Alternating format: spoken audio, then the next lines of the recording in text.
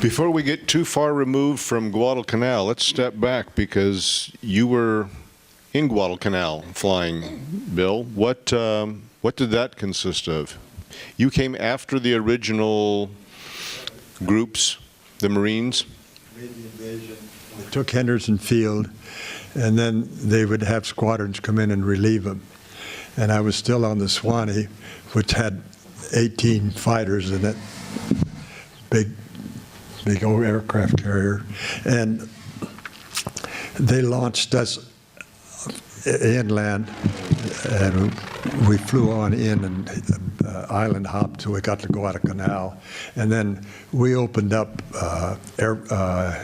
Fighter 1, a brand new field. And it was so new that they just had a big tent there for us. And we had to go get our cots and mosquito netting and all the little paraphernalia that we needed. We did a lot of runs up the chain of islands, trying to keep the enemy down out of there. There was still a lot of Japs on Guadalcanal itself, and every night the bombers had come over and dropped bombs on us, and you know, we were there for 6-8 weeks, and we got so where you could see them coming, and they only came at night, but you could kind of see where they were coming from and hear them up there. And we would stay there and watch until they just got about the right trajectory. Then we'd all hide in these foxholes because there was no sense of getting in them early, watch the airplanes fly by. We had only a couple of really big raids against us, and we set up 12 airplanes to intercept them in the morning out of our squadron and another squadron. We lost 9 planes, but we only lost 3 pilots. The rest of the planes were shot up so bad and landing in the water and stuff. And then I got in on a second flight with Sam Silver, who became skipper of this squadron. And we had 4 planes and 4 more joined us, and another big raid came in. And there must have been about 50 Zeros with them. We had 8 airplanes. We dove in among them just like we knew what the hell we were doing.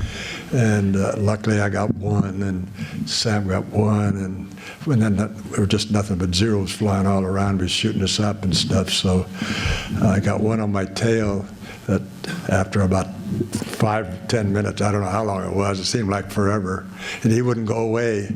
So I jumped into a big cloud, and he couldn't find me, so I escaped him that way. We didn't have enough planes up to shoot them off each other's tails, but we didn't have a real lot of enemy opposition, but we did do a lot of runs up and down. We did what they called Dumbo missions. We'd take PBYs.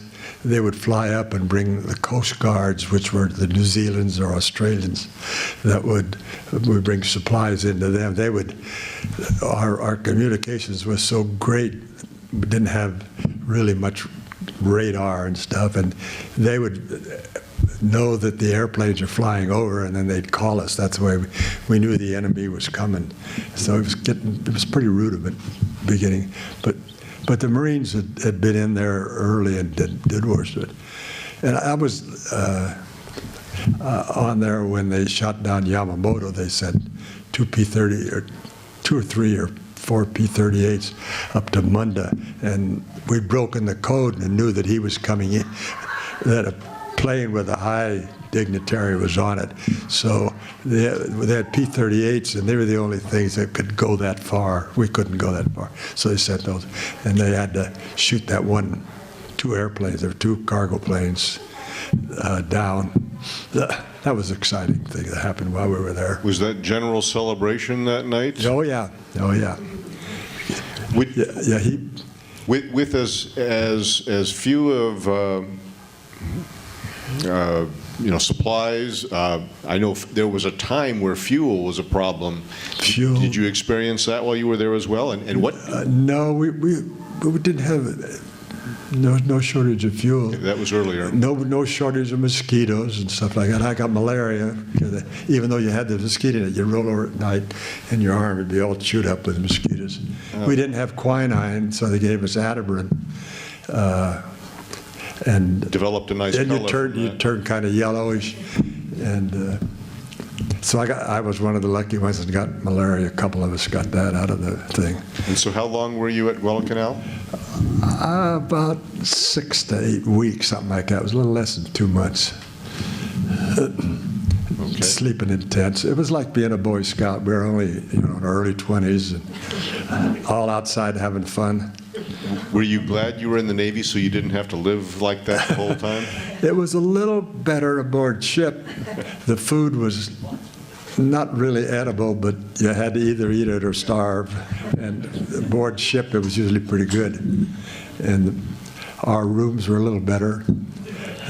Okay. Okay.